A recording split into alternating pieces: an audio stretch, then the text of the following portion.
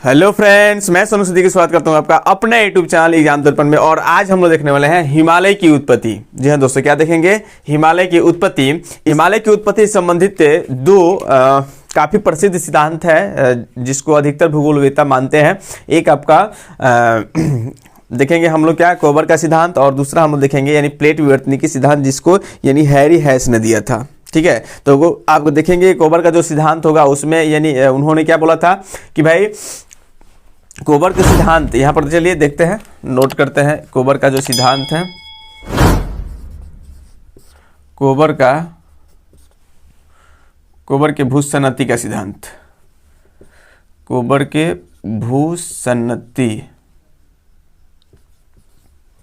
भूसन्नति का सिद्धांत। अब देखिए कोबर महोदय जो थे, इनके द्वारा क्या बोला गया था? इनके द्वारा बोला गया कि भाई आपका जो संपूर्ण पृथ्वी, हम पहले भी चर्चा कर चुके हैं कि जो हमारी पृथ्वी थी यानी संपूर्ण पृथ्वी जो थी इस प्रकार से थी। जैसे मान लीजिए आपका ये आप हमारा पृथ्वी हो गया, ठीक है, और पूरे पृथ्वी में मात्र दो ही भाग था, एक आपका स्थलीय भाग था और एक जलीय भाग था। ये मान लीजिए आपका स्थल हो गया, ये क्या हो गया जी? स्थल हो गया, और ये हो गया आपका जल। ठीक है, यानी तो स्थल को चारों तरफ से जो है यानी जल, आप जो हमारी पृथ्वी का स्थलीय जो भाग था, इसको चारों तरफ से जो समुद्र से ये क्या हुआ था, घिरा हुआ था। ठीक है, यानी उसमें हम क्या देखेंगे कि जो आपका जलीय भाग है इसको बोला जाता था पैथलासा। इसको क्या बोला जाता था? पैथलासा। और जो आपका स्थलीय भाग था इसको बोला जाता था पेंजिया। क्या बोला जाता था जी? जो आपका जलीय भाग था उसको बोला जाता था पैथलासा, और जो आपका स्थलीय भाग था उसको हम लोग क्या बोलते थे? पेंजिया।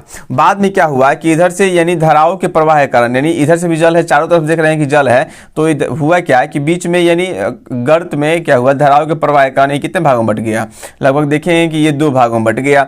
ठीक है, पेंजिया जो था कितने भागों में बट गया? दो भागों में बट गया। एक आपका कहलाया गोंडवाना लैंड कहलाया। ठीक है, और दूसरा जो आपका था, एक आपका गोंडवाना, चलिए उधर दिखाई नहीं देता होगा, इधर आ जाइए, इधर लिखा जाए इसको। पहला जो था यानी पेंजिया जो था कितने भाग में बट गया? दो भागों में। यहाँ देख सकते हैं ये दो भाग में बट गया। एक में आपका क्या होगा? एक में हम लोग देख सकते हैं क्या,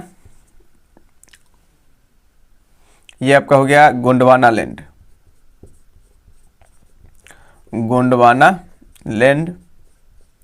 और ये जो था आपका हो गया अंगारा लैंड।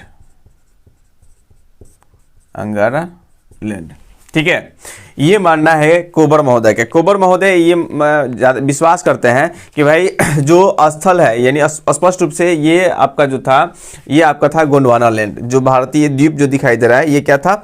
ये था आपका गोंडवाना लैंड। मान लीजिए गोंडवाना लैंड का हिस्सा था भारत। ठीक है, दक्षिण अफ्रीका जुड़ा हुआ था, गोंडवाना लैंड का हिस्सा था आपका भारत। और ये जो था यूरेशियाई प्लेट था, यूरेशियाई प्लेट तो हम लोग बाद में देखेंगे। ये आपका था क्या? अंगारा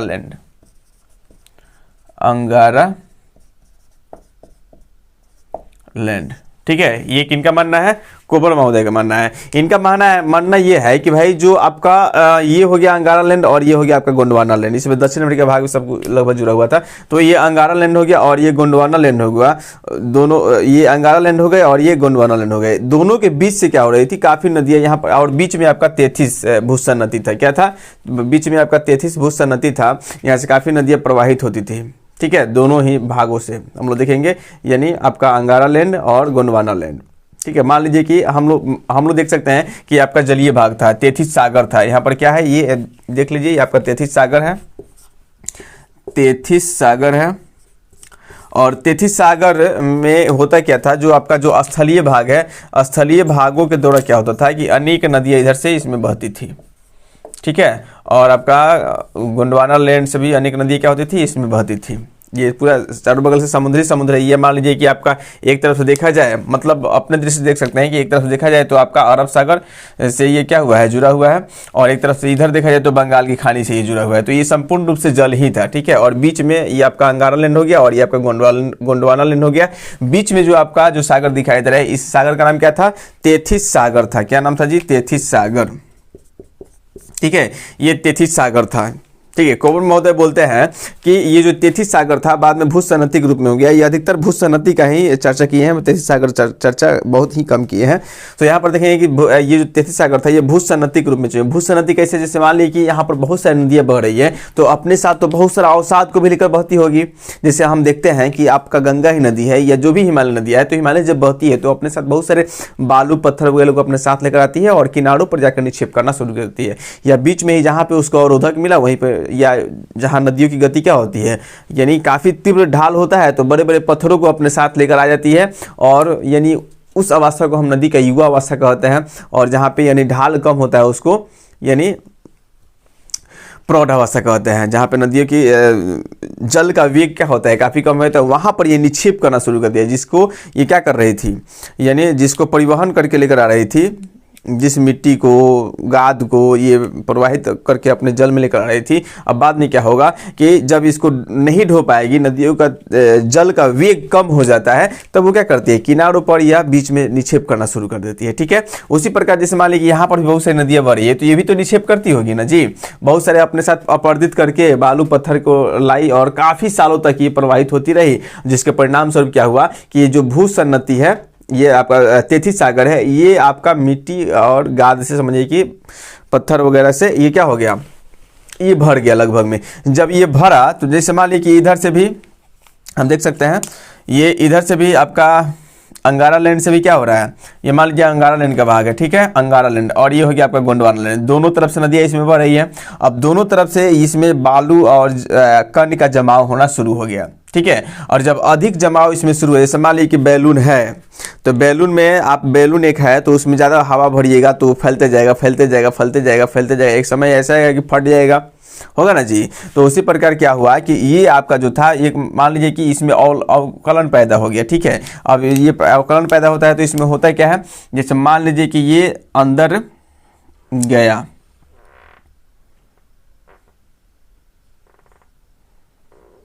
ये इसकी ये चौड़ाई कम होती गई। अब अवकलन जिसमें और इसमें क्या होगा, अवकलन जब पैदा होगा तो इसमें क्या होगा, चौड़ाई कम हो जाएगी और लंबाई क्या हो जाएगी, धीरे धीरे ये लंबवत होते गया। तो यहाँ पर देख सकते हैं, इसको दर्शा सकते हैं हम इस तरह, जैसे मान लीजिए कि ये क्या हो गया,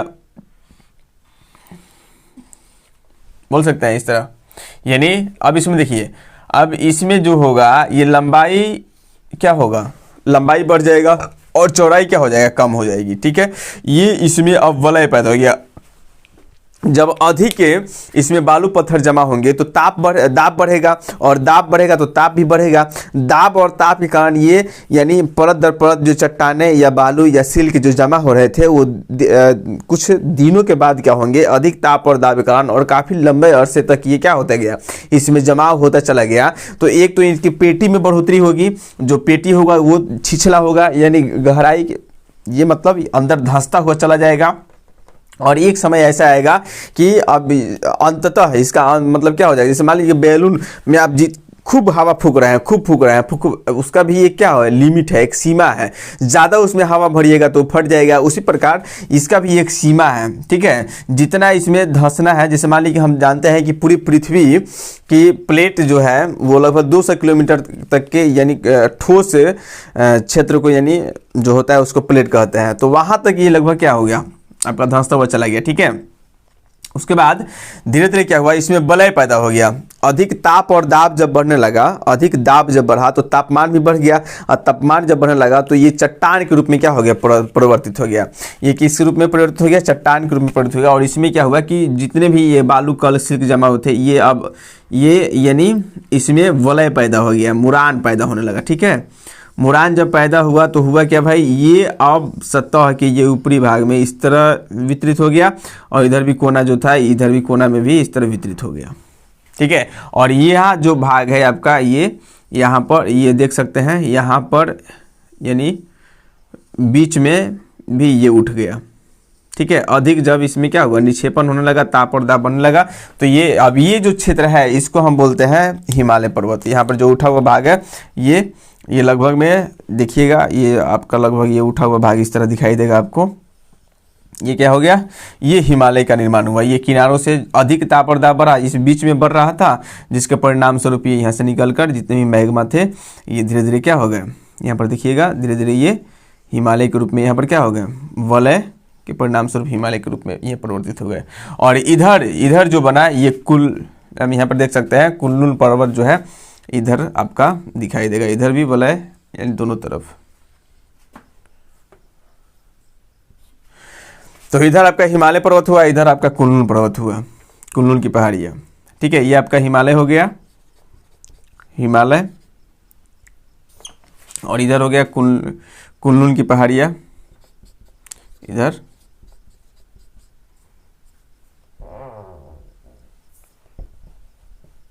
कुल्लू की पहाड़ी। ठीक है, अब यहाँ पर हम देखेंगे कि किस प्रकार हिमालय के यहाँ। अब ये जो आपका बीच में जो उठा हुआ भाग है ये आपका कहलाता है तिब्बत का पठार,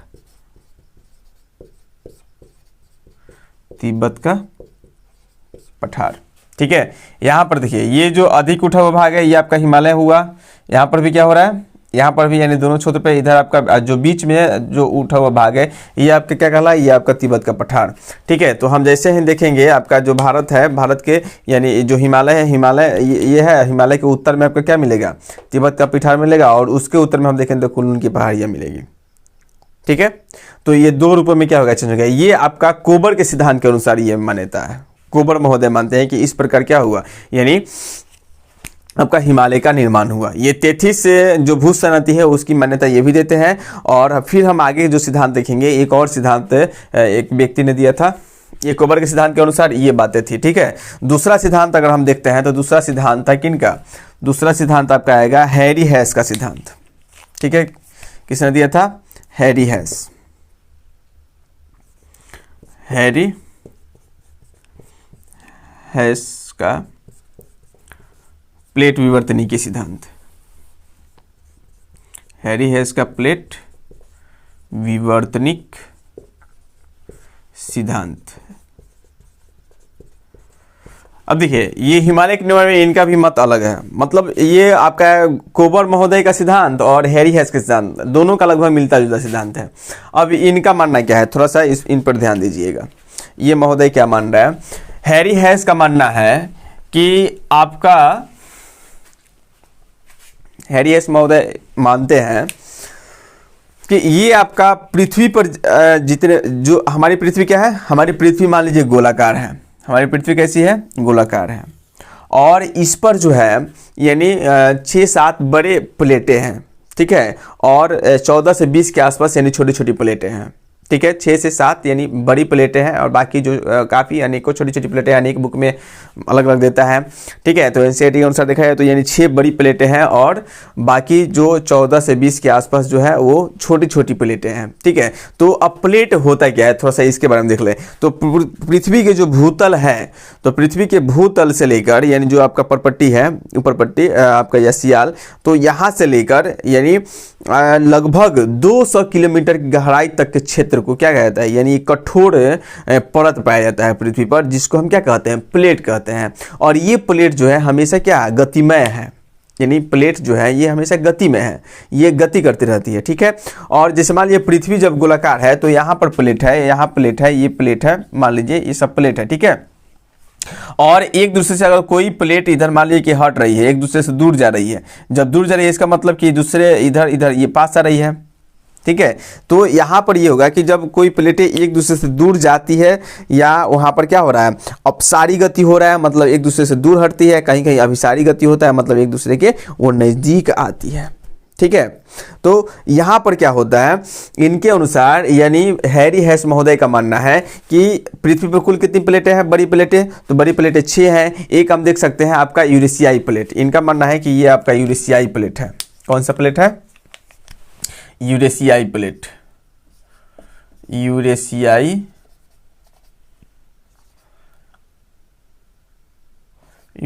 प्लेट। और ये आपका है इंडियन प्लेट, इंडियन प्लेट। ठीक है, ये आपका हो गया यूरेशियाई प्लेट और ये आपका क्या है, तो ये है आपका इंडियन प्लेट। ये दो बात आपको याद रखना है, ये आपका हो गया इंडियन प्लेट और ये क्या है, यूरेशियाई प्लेट। ये दो प्लेटें हैं। ठीक है, दोनों प्लेट क्या हुआ, ये आपका उत्तर पूर्व की दिशा में ये गति कर रहा था। किधर, उत्तर पूर्व की दिशा में क्या कर रहा था, ये गति कर रहा था। उत्तर और पूर्व की दिशा में ये जो हमारी इंडियन प्लेट है वो गति कर रही थी।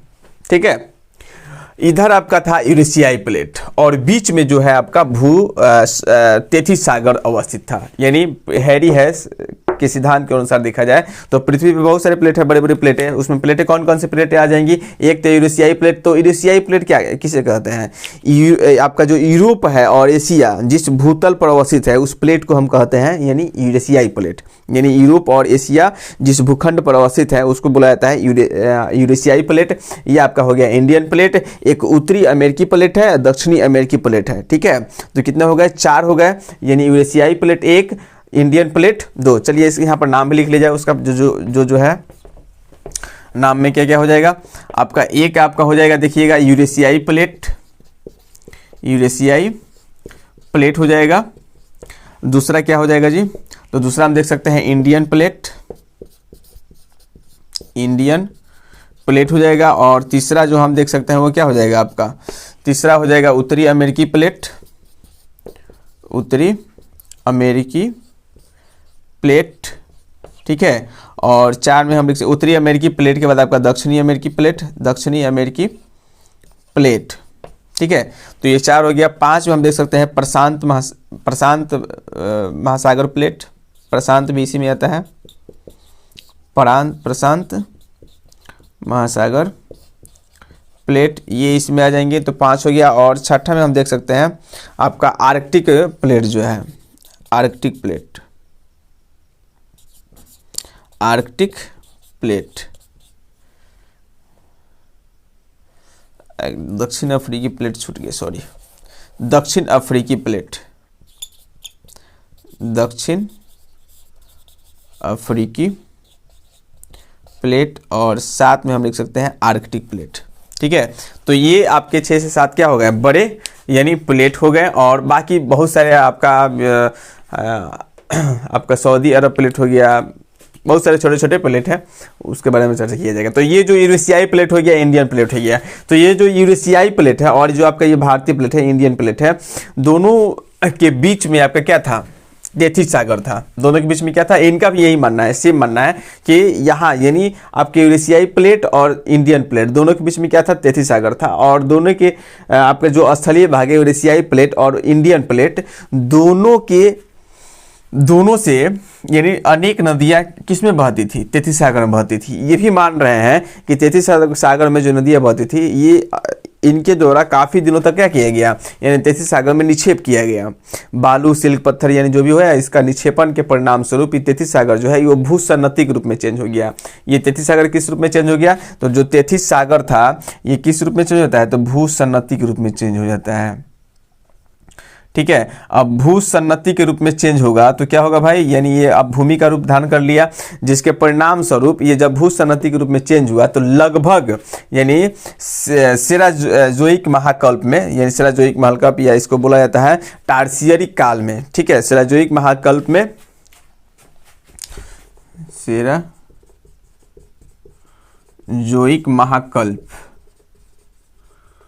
सेराजोइक महाकल्प में क्या हुआ कि ये आपके यूरेशियाई प्लेट और भारतीय प्लेट यानी इंडियन प्लेट आपस में क्या हो गए, ये टकरा गए। आपस में क्या हो गया, जैसे मान लीजिए कि यहाँ पर हम देख सकते हैं स्पष्ट रूप से, ये हो गया आपका क्या, यूरेशियाई प्लेट। ठीक है, यूरेशियाई प्लेट और बीच में है आपका तेथिस सागर, और ये हो गया आपका मान लीजिए भारतीय प्लेट, इंडियन प्लेट।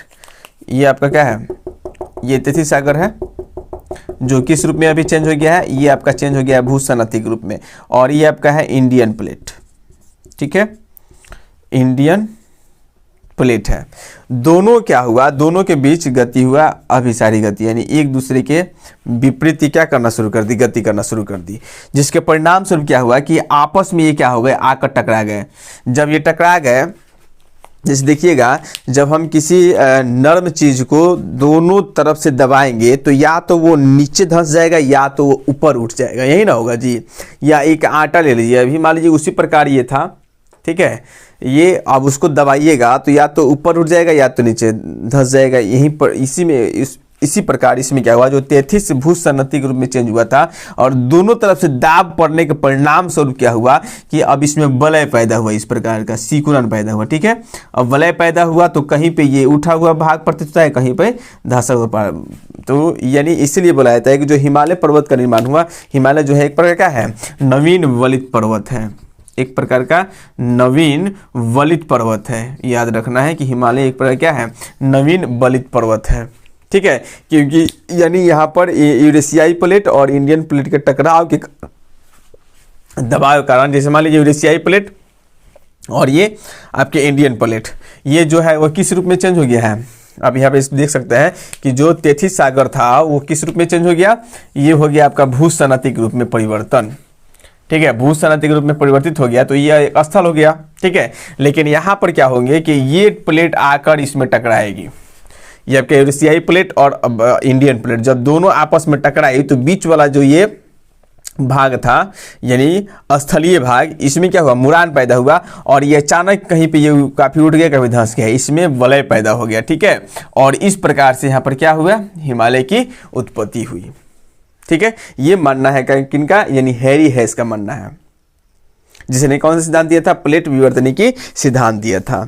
दोनों ही मान्यताएं जो है काफ़ी प्रचलित है, दोनों ही आपका कोबर का सिद्धांत भी जो है और हैरी हेस का सिद्धांत, दोनों लगभग मिलते जुलते सिद्धांत है। इनका भी मानना है कि यानी तेथिस भूसन्नति के परिणाम स्वरूप क्या हुआ कि इसमें काफ़ी निक्षेपण होने लगा, अधिक निक्षेपण के परिणाम स्वरूप यानी ये अवकलित होते गए, ये जब इसमें दाब बढ़ने लगा तो ये नीचे धंसते चले गए और बाद में एक समय आया कि भाई ये कोना, देखिए कोना से यहाँ पे यानी इसमें क्या हुआ, उद्गार स्टार्ट हो गया और यहाँ पर आसपास के क्षेत्रों में ये काफ़ी ऊपर नीचे जो है यहाँ पे दोनों क्षेत्रों में फैल गया और बीच वाला भाग जो था वो हल्का क्या हो गया, उठ गया। तो ये आपका तिब्बत का पठार हुआ, ये हिमालय का क्षेत्र हुआ, ये कुनलुल की पहाड़ी हो गई, कुनलुल, ठीक है। ये कुनलुल की पहाड़ी यहाँ पर बन गई और ये आपका हिमालय पर्वत का यहाँ पे विकास हो गया और यहाँ पे जो आपके बीच वाला जो भाग था वो तिब्बत का पठार बना, ये कोबर के सिद्धांत के अनुसार। और ये आपका हैरी हेस का सिद्धांत क्या है कि प्लेट विवर्तनिकी, यानी मतलब क्या कि यूरेशियाई प्लेट और भारतीय प्लेट दोनों क्या हुआ है, दोनों के बीच में तेथिस सागर अवस्थित था। तेथिस सागर में नदियों के बहाव के परिणाम स्वरूप यहाँ पर क्या हुआ, यानी जैसे देखिए गंगा नदी में क्या होता है, नदी अपने साथ बहुत सारे निक्षेप को लेकर आती है, बालू पत्थर वगैरह सबको, और उसको हम लोग छान कर लाते हैं तो घर और नहीं बनाते हैं, जो पीला बलुइया होता है तो निक्षेपण नहीं करके लाती है जी। ऊपर से पर्वत टूटा फूटा और वो काफ़ी घर्षण के कारण वो छोटा छोटा होते चला गया और अंततः काफ़ी छोटे छोटे कण हो जाते हैं जो नदियों द्वारा संवाहित, नदियाँ उसका संवहन नहीं कर पाती है और वो कहीं ना कहीं यानी किनारों पर या बीच में जहाँ पे उनको अवरोधक मिलेगा वहाँ पे वो रुक जाएगी, जहाँ पे रुकेगी उसके आसपास यानी जितने बालू आएंगे वहाँ पे रुकते चले जाएंगे, ठीक है, और वहाँ पे टापू का निर्माण होता है। उसी प्रकार यहाँ पर भी क्या हुआ, जो तेथिस सागर था ये नदियों के बहाव के कारण या नदियों के निक्षेप के कारण क्या हुआ, ये भूसन्नति के रूप में चेंज हो गया और उसके बाद यूरेशियाई प्लेट और इंडियन प्लेट दोनों क्या, दोनों की गति तो हो ही रही थी और दोनों आपस में टकरा गए, जिसके परिणाम स्वरूप जो ये तेथिस भूसन्नति था ये इसमें मुरान पैदा हुआ। क्या हुआ, इसमें मुरान पैदा हुआ, अधिक दाब के कारण इसमें मुरान पैदा हुआ और इसी प्रकार देखा जाए तो यहाँ पे एक नवीन वलित पर्वत का निर्माण हुआ। क्या हुआ, नवीन वलित पर्वत, नवीन वलित पर्वत का निर्माण हुआ, ठीक है, नवीन वलित पर्वत का निर्माण हुआ जिसे हम क्या कहते हैं, हिमालय कहते हैं।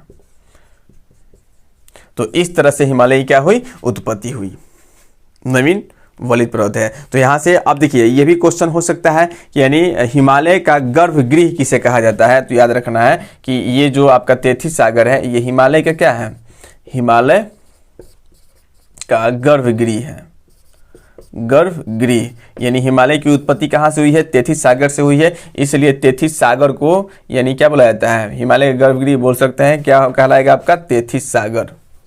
हिमालय का गर्भगृह तेथिस सागर।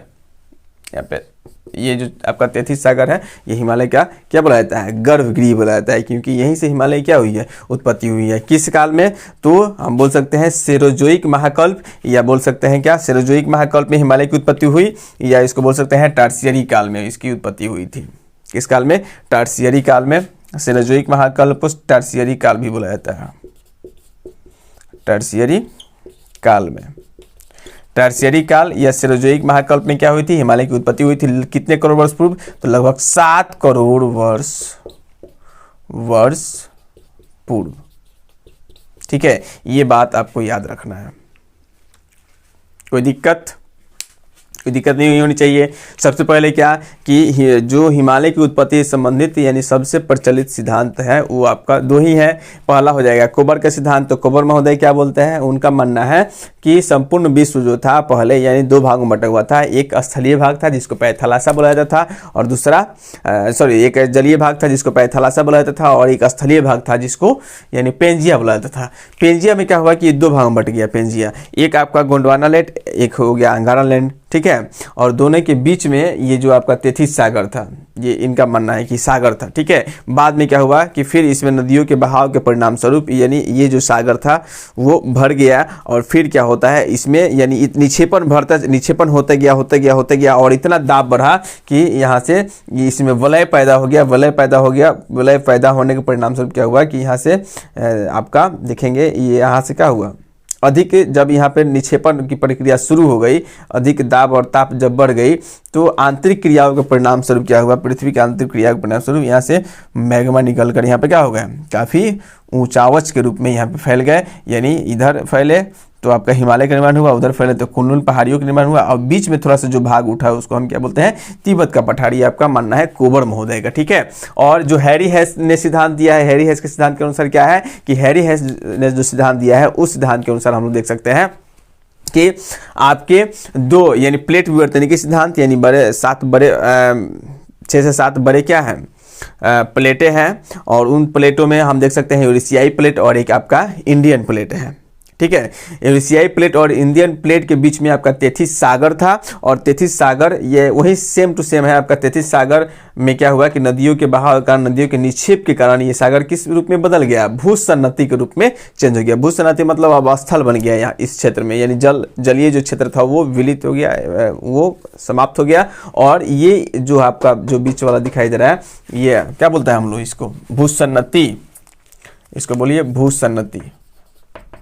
भूसन्नति के रूप में क्या हो गया? जो तेथिस सागर था वो भूसन्नति के रूप में परिवर्तित हो गया, और भूसन्नति के रूप में जैसे ही परिवर्तित हुआ लगभग 7 करोड़ वर्ष पूर्व यानी टर्शियरी काल में या सेरोजोइक महाकल्प में ये हुआ क्या कि आपस में टकरा गए यूरेशियाई प्लेट और इंडियन प्लेट, जिसके परिणाम स्वरूप इसमें वलय पैदा हुआ, और वलय के पैदा होने के परिणाम स्वरूप ही इसमें यानी वलय मतलब मुड़दार, यानी इसमें सिकुड़ाव पैदा हुआ, मुड़ाव पैदा हुआ, और उसी मुड़ाव के परिणाम स्वरूप कहीं पे अधिक मुड़ गया है और कहीं पे कम मुड़ा है, कहीं पे अधिक कहीं कम, और इसी प्रकार ये संपूर्ण रूप से लंबवत आपके हिमालय पर्वत के निर्माण हुआ है। ठीक है, ये आपका था हैरी हेस के अनुसार, हैरी हेस के प्लेट विवर्तनिकी के सिद्धांत के अनुसार। तो यहाँ से 2-3 क्वेश्चन काफ़ी इंपॉर्टेंट है, देख सकते हैं कि हैरी हेस कौन सिद्धांत दिया था? प्लेट विवर्तनिकी सिद्धांत दिया गया था हैरी हेस के द्वारा। ठीक है, जिसके तहत यानी यूरेशियाई और इंडियन प्लेट टकराव के कारण क्या हुआ? हिमालय पर्वत का निर्माण हुआ। किस काल में हुआ? तो सेरोजोइक महाकल्प में हुआ, या बोल सकते हैं टर्शियरी काल में हुआ। कितने करोड़ वर्ष पूर्व? तो 7 करोड़ वर्ष पूर्व यानी इसकी उत्पत्ति हुई थी। ठीक है, ये बात आपको याद रखना है। और ये 1960 ईस्वी में सिद्धांत दिए थे हैरी हेस ने। ठीक है, यहाँ पर हम देखेंगे आपका कि जो यूरेशियाई प्लेट है, यूरेशियाई प्लेट और आपका इंडियन प्लेट, दोनों के बीच यानी हिमालय तो बन गया, और हिमालय से अनेक नदियाँ निकलना शुरू हुई। हिमालय नदियाँ बहुत सारी, जैसे गंगा नदी हो गया, सिंधु नदी हो गया, ये जो नदियाँ हैं, इन नदियों के परिणाम स्वरूप क्या हुआ कि पुनः निक्षेपित नदियों के निक्षेप से यहाँ पर यानी भारत में हम लोग देखेंगे कि आपका उत्तर का विशाल मैदान का क्या हुआ है? निर्माण हुआ है। ठीक है, जो हम लोग कल देखे थे उत्तर का विशाल मैदान, अब उन नदियों के द्वारा बाद में हिमालय बना, ये पहले था, बाद में हिमालय बना, यानी यूरेशियाई प्लेट और इंडियन प्लेट टकराए के कारण क्या हुआ, बाद में हिमालय बना। और हिमालय के बाद में जो आपका उत्तर का विशाल मैदान है, यानी हिमालय नदियों द्वारा निक्षेपित किए गए निक्षेप से क्या हुआ है, उत्तर के विशाल मैदान का निर्माण हुआ है। तो मुझे उम्मीद है कि ये वीडियो आप लोगों को काफ़ी पसंद आई होगी, और फिर हम लोग अगले वीडियो में देखेंगे, यानी ये सिर्फ क्या था, हिमालय की उत्पत्ति से संबंधित यानी जो सिद्धांत थे आपके कोबर के भूसन्नति का सिद्धांत और हैरी हेज का सिद्धांत, इसके बारे में हम लोगों ने चर्चा किया। फिर हम लोग देखेंगे अब हिमालय के ऊंचाई के दृष्टि से, यानी हिमालय के एक एक जो भाग है आपका ट्रांस हिमालय देखेंगे, और ट्रांस हिमालय के बाद आपका महान हिमालय, महान हिमालय के बाद देखेंगे आपका लघु हिमालय, बा हिमालय, एक एक करके सबके बारे में पढ़ा जाएगा। आज हमने हिमालय की उत्पत्ति के बारे में चर्चा की। कल अगले वीडियो में हम लोग हिमालय को विस्तार पूर्वक यानी उसकी विशेषताओं का अध्ययन करेंगे। उम्मीद है आप लोगों को ये वीडियो काफ़ी पसंद आई होगी। अगर ये वीडियो आपको अच्छी लगी है तो कृपया करके जितना हो सके उतना आप लाइक कीजिए, शेयर कीजिए और हमारे चैनल को सब्सक्राइब कीजिए।